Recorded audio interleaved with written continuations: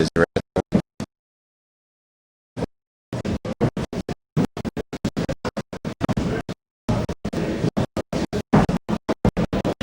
okay?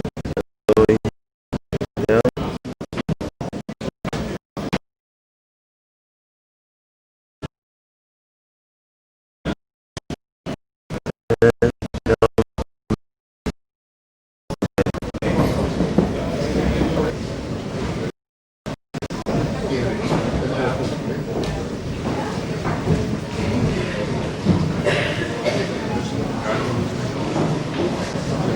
Ja, maar je hebt ook mensen die niet de gezicht op de helft dat spiegelt niet.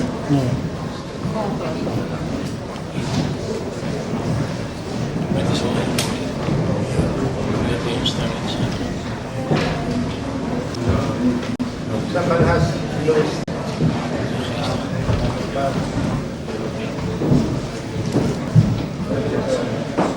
What's happening is getting his. He's having the stone of folly removed from his head. It's an allegory.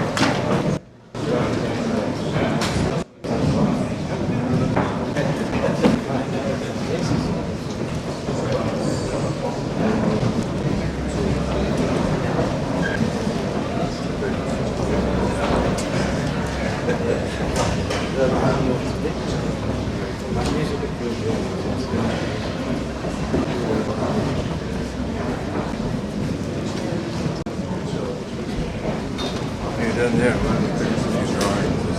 That's a nice one.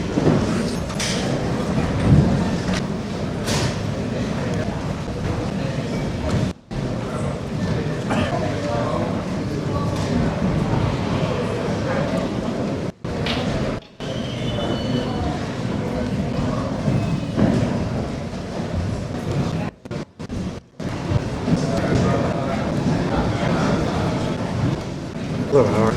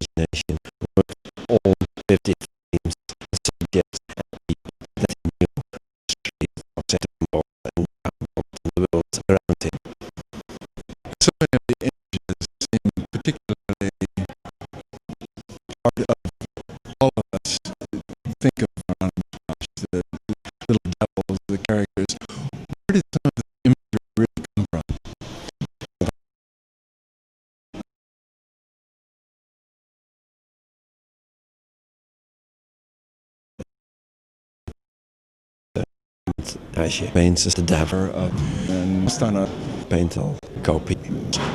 Yeah, just Product of it. So actually reforms to set over me or a lot pails. And the position of the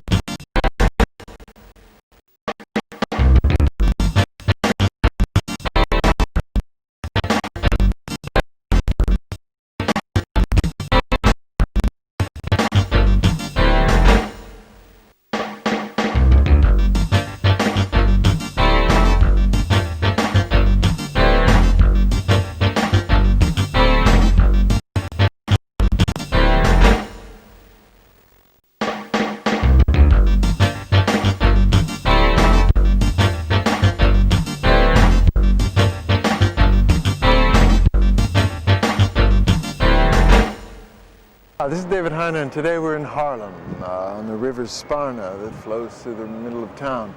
Behind me is the Teylers Museum. The Teylers Museum is the oldest museum in Holland. It was built by friends of Teylor, who endowed it with a great deal of money. He was a wealthy textile merchant who collected a number of odds and ends and believed that science, because he was a man of the enlightened age, and art could be exhibited together.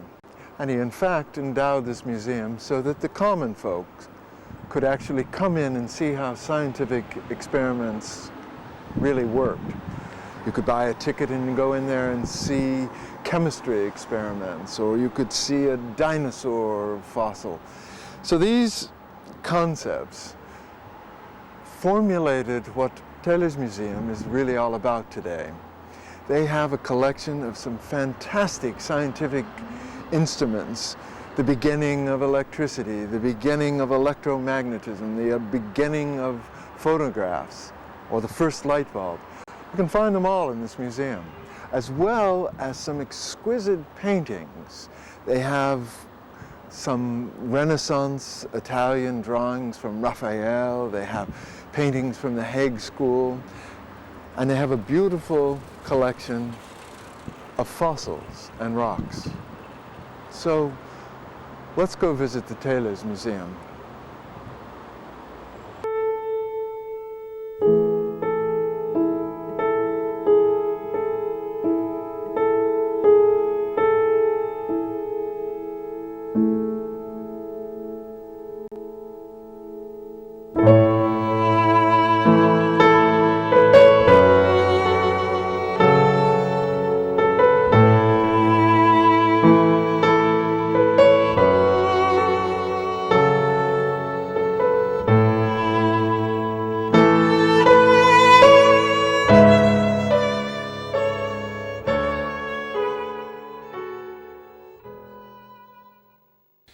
hello, Bert.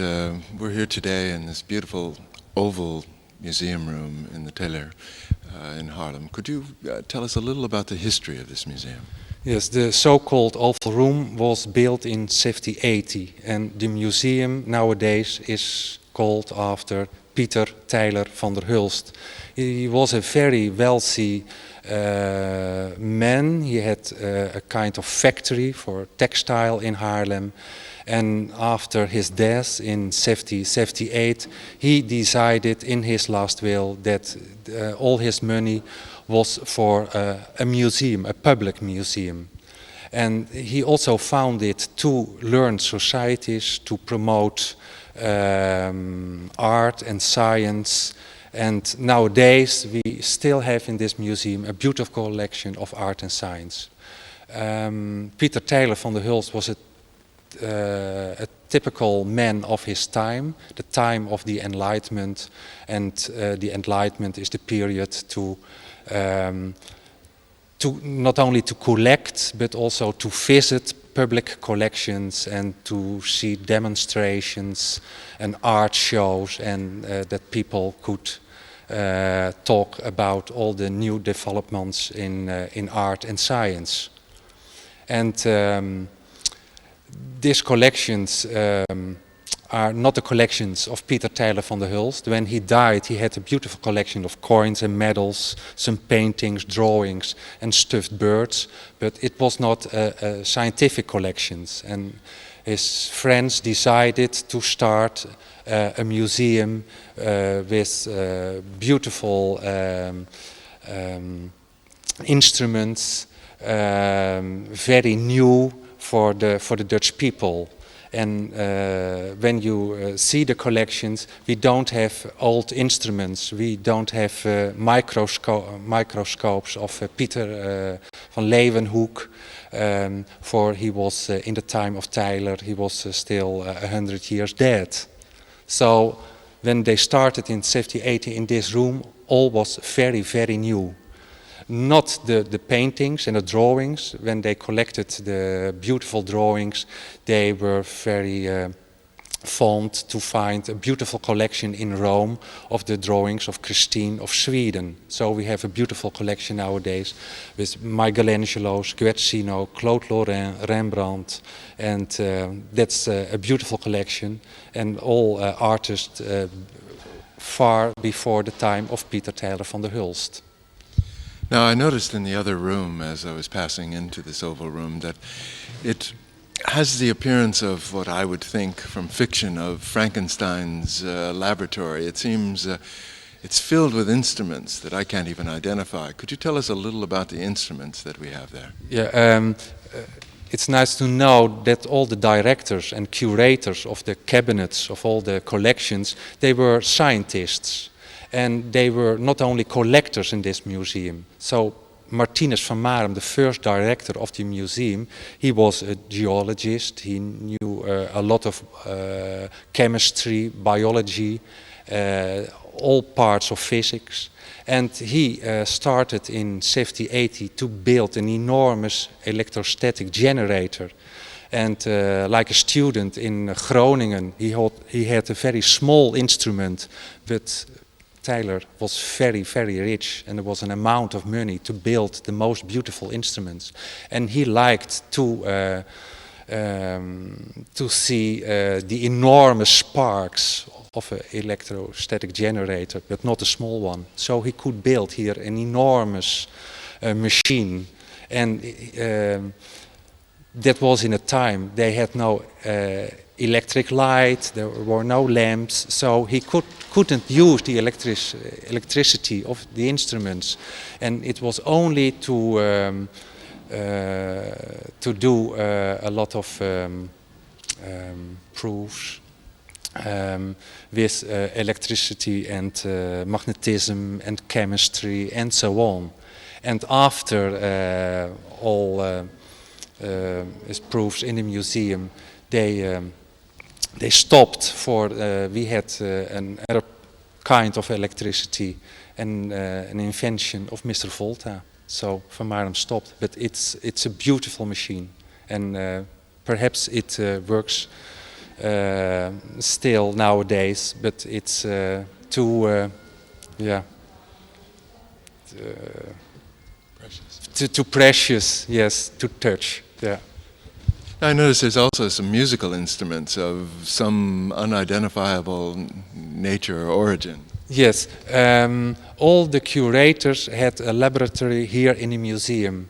And so Professor Lawrence, one of the first Nobel Prize winners, worked in the museum here, but also Professor Lawrence. And in the Second World War, he had not so much to do, and he was fond of the ideas of Huygens with his theories of music.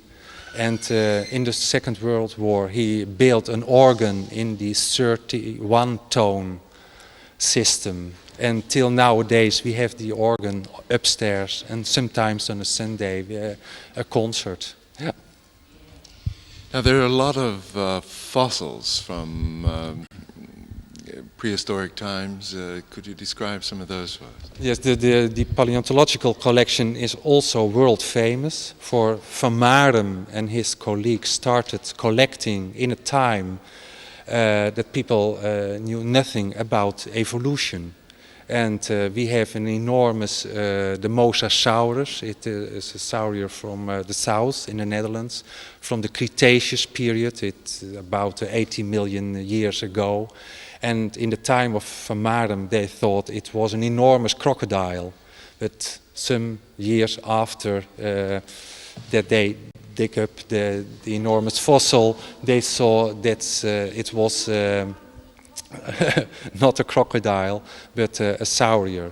We have the Homo delivutestis. It's also a very famous fossil, and they thought it was a very small baby who was not in the Arch of Noah, and it was slipped in the clay and became a fossil. So there are a lot of famous fossils in the museum far before all the ideas about evolution. And most of the famous fossils are published far before the museum was opened. But Van Marum, he traveled through Europe and bought all the famous stuff for this museum.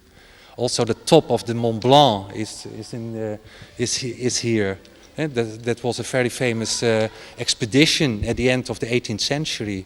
And not to climb to the top for skiing, but to do research.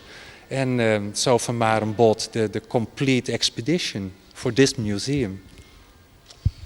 Now, I see that oftentimes we look at science today as being this kind of a group of people in white smocks moving around a sterilized laboratory. But in those days, science was a little bit different, wasn't it?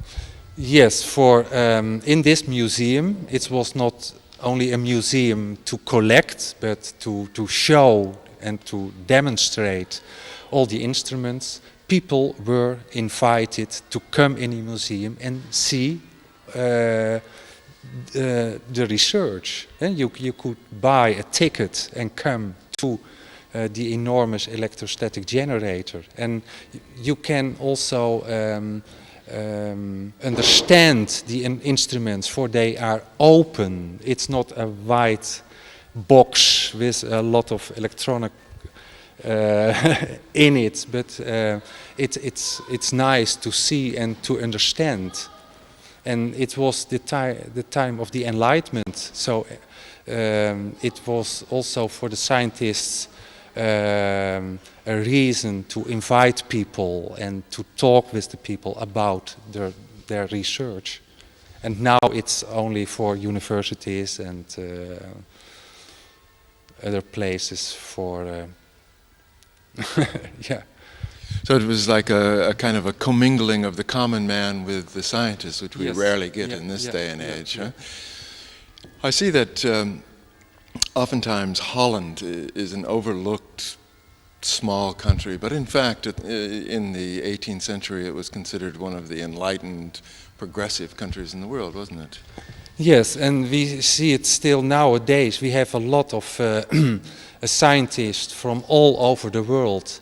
They like not only to visit, but to study the collections. For in the beginning of this museum, we had a lot of money to buy all the beautiful things about fossils and drawings and so on. And there are a lot of countries like Germany, and they like to study their fossils here. And this is, in this oval room, we have about 500 scientific instruments, all collected and built in this museum of the end of the 18th century. And that's unique. Yeah. So it's not only important for Holland, for the Dutch people, but all the collections, also the drawings and the coins and medals.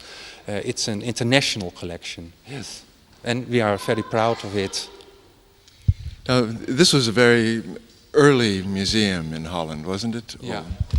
It's the first public museum in the Netherlands, and after the Enlightenment, at the beginning of the 19th century, all the museums became specialized. In the 1830s, we have the Museum of Natural History in Leiden. We have the Rijksmuseum with all the paintings and drawings.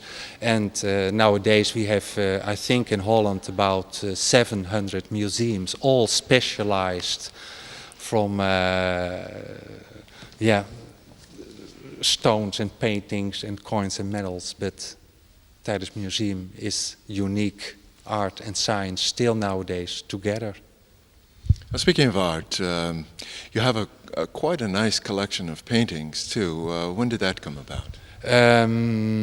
We were the first museum in the Netherlands who started collecting paintings of modern artists. And we started the collecting in 1830, but we have no room to place all the paintings on the wall. So we had two new buildings in the 19th century to see the 19th the paintings of the 19th century. And we have a beautiful collection of The Hague and the Romantic School with paintings of Koekoek and Schelfhout and Kruseman, Weissenbruch, but also later Breitner, Israels, and so on. Yeah. We were talking earlier about one of your exhibitions on death, which I thought was a really terrific exhibition. You have, from time to time, special exhibits here, don't you? And is something coming up here soon? Yes. We are very glad. We have a new exhibition wing built in 1996, and we use the new wing for temporary exhibitions. And nowadays we have a beautiful collection of drawings of Max Beckmann from Germany. Now, when the people want to come and visit your museum, when is it open and what are your hours? We are closed only 2 days a year. That's on the first Christmas Day and New Year's Day.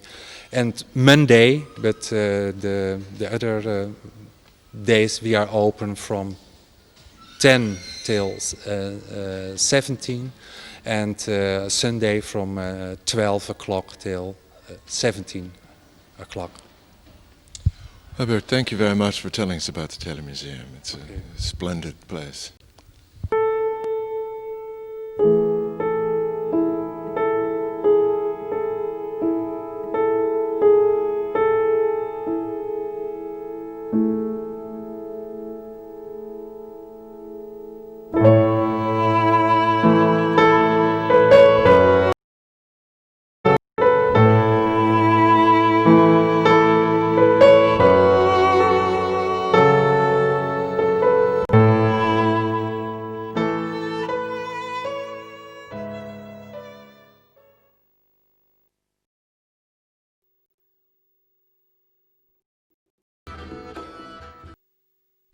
Hello, this is David Heine, and we're here today at the Nederlands Scheepvaart Museum.